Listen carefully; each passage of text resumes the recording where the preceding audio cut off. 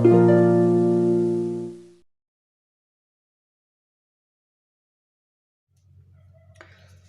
बच्चों। हम साइंस का फर्स्ट चैप्टर स्टार्ट कर रहे हैं, केमिस्ट्री का। चैप्टर का नाम है केमिकल रिएक्शंस एंड इक्वेशंस। बहुत इजी सा चैप्टर है, आपने पढ़ा होगा स्कूल में। तो हम इसके बारे में शुरू करते हैं। केमिकल रिएक्शंस क्या होती हैं? Are those process in which new substance with new properties are formed. मतलब क्या है कि अगर कोई भी रिएक्शन होती है तो उसका मतलब क्या है? उसका ये है कि अगर कोई रिएक्टेंट्स क्या होते हैं भाई? रिएक्टेंट्स कोई भी सब्सटेंस हो सकता है या मॉलिक्यूल हो सकता है, ठीक है। वो आपस में रिएक्ट करते हैं। दो मॉलिक्यूल्स या दो रिएक्टेंट सब्सटेंस मिलके आपस में रिएक्ट करेंगे तो तीसरी चीज़ क्या बनेगी? प्रोडक्ट बनेगी विद न्यू प्रॉपर्टीज़, ठीक है। एग्जांपल ले लेते हैं, जैसे magnesium plus oxide gives out magnesium oxide, ठीक है। इसके बारे में हमने, इसमें एक एक्सपेरिमेंट भी होता है, इसको मैं डायग्राम बाद में दिखाऊंगा। पहले कॉन्टेक्स्ट समझ लेते हैं हम सारा इसका, ठीक है, इस चैप्टर का। फिर आपको एक अच्छे से वीडियो और एक्स्ट्रा आ जाएगी इसके पीछे। हाँ जी, मैग्नीशियम क्या होता है? मैग्नीशियम एक रिबन होता है, इसको एक्सपेरिमेंट भी होता है इसमें। मैग्नीशियम का रिबन को हम बर्न करते हैं ऑक्सीजन की प्रेजेंस में, तो कैसी फ्लूम देता है? वाइट फ्लूम देता है, ठीक है। अच्छा, इसमें एक और चीज़ होती है कि मैग्नीशियम अगर काफ़ी टाइम तक ऑक्सीजन की प्रेजेंस में रहता है तो इस पर मैग्नीशियम ऑक्साइड की लेयर जम जाती है, तो जिसकी वजह से ये बर्न प्रॉपरली नहीं होता। तो इसके लिए हमें क्या करना होता है? इसे सैंड पेपर से रब करना होता है, ठीक है। अब आते हैं हम characteristics of chemical reaction. Characteristics of chemical reaction क्या है भाई? इसमें 5 कैरेक्टरिस्टिक्स हैं। कोई भी रिएक्शंस होने के लिए हमें कैसे पता लगेगा कि कोई रिएक्शंस केमिकल रिएक्शन हो रही है कि नहीं हो रही है? तो उसके लिए 5 तरीके हैं हमें पता करने के लिए। पहला, एवोल्यूशन ऑफ गैस। दूसरा, फॉर्मेशन ऑफ प्रेसिपिटेट। दूसरा, चेंज इन कलर। तीसरा, चेंज इन टेम्परेचर। चौथा, चेंज इन स्टेट। इसको हम सिंपली समझ सकते हैं वाटर के एग्जांपल से। मान लो एक वाटर लिया आपने, उसको बर्न किया तो वो किस में? भाप में बदल जाता है, तो ये क्या हो गया? गैस। मान लो वाटर के साथ कुछ मिला दिया, जैसे सैंड मिला दिया, कुछ देर बाद करा तो वो क्या हो गया? प्रेसिपिटेट हो गया, तो वो हो गया प्रेसिपिटेशन। इसको और एग्जांपल्स के साथ समझेंगे अभी थोड़ी देर में, अभी कॉन्टेक्स्ट समझ लेते हैं। तीसरा है चेंज इन कलर। मान लो कोई भी दो रिएक्शन हुई, तीसरा कलर बन गया या कलर बट चेंज हो गया, तो उससे हमें क्या पता लगेगा कि केमिकल रिएक्शन हो रही है वहाँ पे। चौथा है chemical change in temperature. Temperature change हो रहा है, मतलब बढ़ रहा है या घट रहा है, तो उससे क्या पता लग रहा है कि वहाँ पर केमिकल रिएक्शन हो रही है, ठीक है। अगला है change in state. Change in state का मतलब क्या है कि अगर कोई रिएक्शन जैसे आइस है तो कुछ देर बाद रख दोगे उसे एनवायरनमेंट में तो क्या हो जाती है? मेल्ट हो जाती है। किस में बदल जाती है? सॉलिड टू लिक्विड, है ना भाई। जो आइस होती है वो किस में कन्वर्ट हो जाती है? वाटर में हो जाती है, जो कि लिक्विड होता है। तो ये इसके 5 तरीके हमें पता करने के। अब आ जाते हैं केमिकल इक्वेशन। केमिकल इक्वेशंस क्या होती हैं भाई? सिंपल, जो आप केमिकल्स होते हैं उनको सिंबॉलिक रिप्रेजेंटेशन देना इन इक्वेशन की फॉर्म में, उसको हम क्या बोलते हैं? Chemical equation. जैसे कि ये देखो, zinc plus sulphuric acid. Sulphuric acid का फॉर्मूला ये होता है H2SO4 gives out ZnSO4 zinc sulphate plus H2, ठीक है। ये एक एग्जांपल दिया है। तो ये केमिकल रिएक्शन इसको रिप्रेजेंट करता है सिंबॉलिक फॉर्म में, किसी भी सब्सटेंस इक्वेशन को। अगला टॉपिक है balance and unbalance chemical equation. भाई हमने केमिकल इक्वेशन तो लिख दी, लेकिन अब ये बैलेंस है कि नहीं बैलेंस है, उससे पहले हमें एक और चीज़ पता करनी चाहिए कि हम बैलेंस और अनबैलेंस इक्वेशन करते ही क्यों हैं। भैया हम इसलिए करते हैं to prove law of conservation of mass. किसके कंजर्वेशन ऑफ मास के? किस लॉ के लिए? Law of conservation of mass. ये क्या होता है? ये होता है आपका, आपने पढ़ा होगा, मास can not be created neither be destroyed, ठीक है। तो भाई अब जैसे मान लो एक रिएक्शन लिखी मैंने, H2 प्लस O2 क्या बना? H2O, ऐसे ही लिखेंगे। अब हम इसमें अगर एटम चेक करेंगे या मास चेक करेंगे तो यहाँ कितने मॉलिक्यूल हैं? हाइड्रोजन के 2, यहाँ पर ऑक्सीजन के कितने हैं मॉलिक्यूल एटम? 2, और यहाँ पर हाइड्रोजन के कितने हैं? 2, और ऑक्सीजन के कितने? 1। तो यहाँ कितने हो गए टोटल? 3, और यहाँ कितने हो गए? 4। तो ये बैलेंस है? नहीं जी, बैलेंस नहीं है। तो अब हम तो लॉ ऑफ कंजर्वेशन ऑफ मास तो फेल हो जाएगा। तो इसको बचाने के लिए, मतलब इसको प्रूव करने के लिए हम क्या करते हैं, बैलेंस और अनबैलेंस इक्वेशन को बैलेंस करते हैं। ठीक है भाई। अब मैंने एक इक्वेशन ली है, अब ये पहले तो ये बताओ ये बैलेंस है कि नहीं है, आप देख के बताओ। नहीं है, ऑब्वियसली नहीं है। क्यों नहीं है देखते हैं हम। यहाँ पे कार्बन कितना है, 1, और यहाँ पे कार्बन 1। चलो कार्बन तो बैलेंस हो गया। यहाँ पे हाइड्रोजन कितना है, 4, और ऑक्सीजन कितना है यहाँ, 2, और यहाँ कार्बन कितना है, 1, और यहाँ ऑक्सीजन कितना है, 2, और 1 इसका मिला के 3, और हाइड्रोजन कितने हैं, 2। तो टोटल मॉलिक्यूल कितने हो गए, 5 और 2 7, और यहाँ कितने हैं, 3 और 1 4, 4 2 6। तो ये बैलेंस नहीं है। तो बैलेंस करने के लिए हम क्या करते हैं, hit and trial method use करते हैं, मोस्ट कॉमन। इसमें क्या होता है, मैं एग्जांपल दे के दिखाता हूँ। जैसे इसमें करते हैं, पहले हाइड्रोजन के 2 इधर हैं, इधर भी 2 हैं, तो ये बराबर है। ठीक है। ऑक्सीजन के इधर 2 हैं, इधर 1 है, तो ये बराबर नहीं है, मतलब ये बैलेंस नहीं है। तो इसे हमें बैलेंस करना होगा। तो बैलेंस कैसे करेंगे, यहाँ पे हम क्या लगा सकते हैं, इसको बैलेंस करने के लिए हमें किसी इंटीजर से मल्टीप्लाई करना पड़ेगा ताकि दोनों साइड इक्वल इक्वल हो जाए। अब यहाँ 2 है, तो यहाँ पे क्या मल्टीप्लाई करूँ, ये भी 2 हो जाए, ऑक्सीजन भी 2 हो जाए। तो इसके पूरे होल के आगे 2 मल्टीप्लाई करते हैं, तो ये क्या हो गए, 2 हो गए। लेकिन अब ऑक्सीजन तो बैलेंस हो गए, लेकिन इससे एक प्रॉब्लम क्या होती है, ये भी मल्टीप्लाई हो जाता है, ये भी इससे मतलब इसको और करके क्या लिख सकते हो आप, H4 और O2। तो यहाँ हाइड्रोजन बढ़ गए, यहाँ हाइड्रोजन कितने थे, 2। ठीक है। तो यहाँ ये बढ़ गए, अब इसको भी बैलेंस करना पड़ेगा हाइड्रोजन को, तो उसके लिए हम यहाँ क्या लगा देते हैं, 2। तो यहाँ और 2 और यहाँ 2, अब टोटल गिनेंगे बाद में, तो 4 ये 2 ये, 4 ये 2 ये, तो ये आपकी केमिकल इक्वेशन बैलेंस हो गई है। ठीक है। अब ये वाली इक्वेशन बैलेंस करते हैं हम, ये आप करके देखो पहले, फिर मैं कराता हूँ।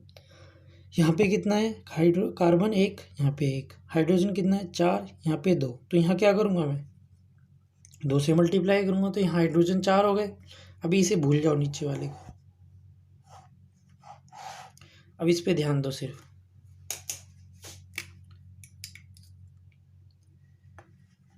यहाँ हाइड्रोजन 4 हो गए, लेकिन इससे अब ऑक्सीजन यहाँ पे कितने हैं, 2, यहाँ पे कितने, 2 प्लस पहले 3 थे, अब ये 2 और ऐड मल्टीप्लाई हो जाता है यहाँ पे, तो 2 ये हो गए, 2 ये हो गए, 4 इस साइड हो गए और 2 इस साइड है। तो क्या करूँगा, इसको बराबर कर, यहाँ 4 कर, यहाँ 4 है, यहाँ 2, तो इसको इक्वेट करने के लिए क्या करेंगे, यहाँ पे 2 से मल्टीप्लाई कर देंगे। तो यहाँ पे क्या हो गई, ये इक्वेशन बैलेंस। अब लास्ट में एक बार चेक कर लिया करो, कार्बन 1, ऑक्सीजन 2, 2, 4, और ऑक्सीजन 2 इधर प्लस 2 इधर 2, और हाइड्रोजन कितने हो गए, 4। तो ये हो गई बैलेंसिंग। बैलेंसिंग जितना आप करोगे उतना आप परफेक्ट हो जाओगे। मैं आपको बहुत सारे एग्जांपल्स भी दूंगा इसके साथ साथ। ठीक है, मैं आपको और भी एग्जांपल्स कराऊंगा। अब आते हैं नेक्स्ट टॉपिक पे। हम नेक्स्ट टॉपिक क्या है आपका, to make equation more informative. More informative का मतलब क्या है, जो आप ये लिख रहे हो, मान लो कोई भी इक्वेशन लिख रहे हो, तो इसको मोर इन्फॉर्मेटिव बनाते हैं हम कैसे। 3 तरीके हैं। By indicating physical state. Physical state का मतलब कि वो लिक्विड है, सॉलिड है, गैस है। ठीक है। दूसरी चीज़ है by indicating heat changes. Heat changes में मैंने एक एरो दिखा रखा है, थोड़ा देखना। हीट चेंजेस का मतलब होता है कि उसमें हीट दी जा रही है या ली जा रही है। अगर मान लो किसी रिएक्शन हो रही है, ए प्लस बी गिव्स आउट सी, तो अगर इसमें हीट दी जा रही है तो ये क्या हो गई, एंडोथर्मिक। ठीक है, एंड का मतलब एब्जॉर्ब और थर्मिक का मतलब हीट। सिमिलरली ऐसे ही एक्सोथर्मिक रिएक्शन होती है, थोड़ा इससे अपोजिट होती है। क्या, मान लो ए प्लस बी गिव्स आउट सी, तो इसमें क्या होगा, एक्सो का मतलब एग्जिट और थर्मिक का मतलब हीट, तो यहाँ क्या निकलेगी, प्लस हीट। इनको बोलते हैं एक्सोथर्मिक। तो अगर किसी रिएक्शन में हीट निकल रही है या हीट एब्जॉर्ब हो रही है, तो वो भी एक उसमें इंडिकेशन दिखाते हैं हम, ठीक है।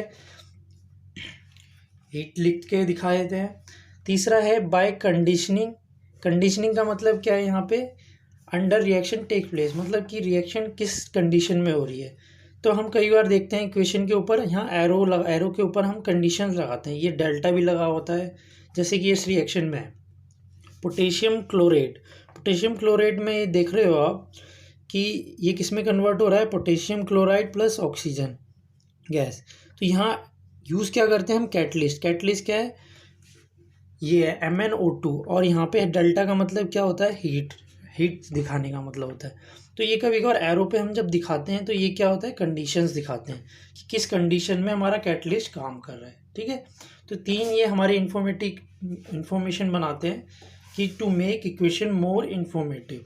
तीन तरीके के हैं, फिजिकल स्टेट, हीट चेंज और कंडीशंस। और आपको पता है एंडोथर्मिक अभी बताया, एंडोथर्मिक मतलब हीट एब्जॉर्ब करता है इक्वेशन रिएक्शन, और एक्सोथर्मिक हीट इवॉल्व करता है।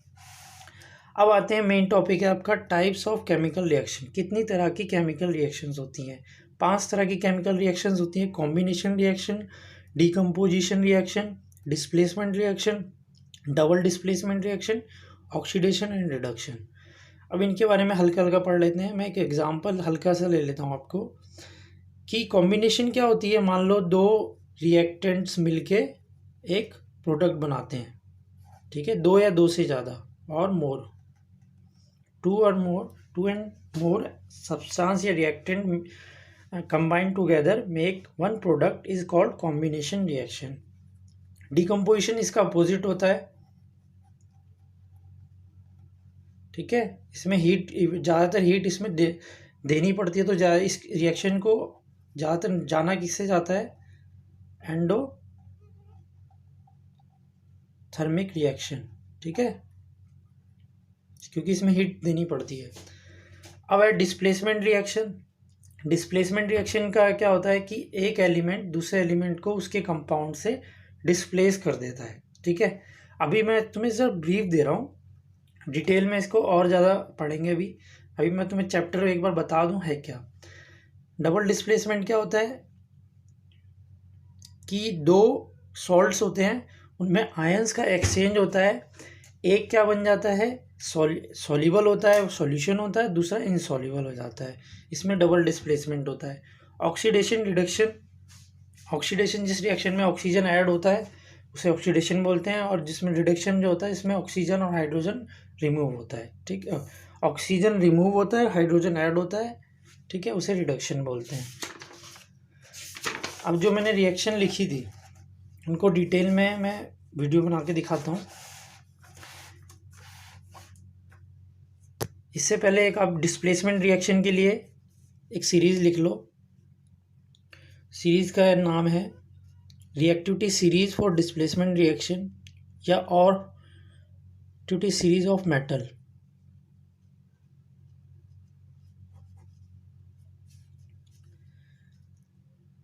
Potassium, sodium, calcium, magnesium, aluminium, zinc, iron, tin, lead, hydrogen, copper, mercury, silver and gold, ये होते हैं हाईली रिएक्टिव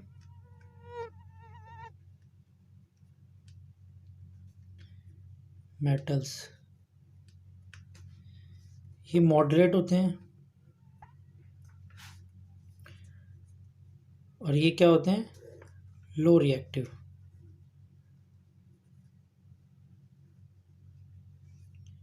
इसमें हाइड्रोजन एक्सेप्शनल होता है, ये नॉन मेटल है, इसके एक्सेप्शनल प्रॉपर्टीज़ होती हैं इसके हाइड्रोजन, इसलिए इसे रखा गया रिएक्टिविटी सीरीज़ के अंदर।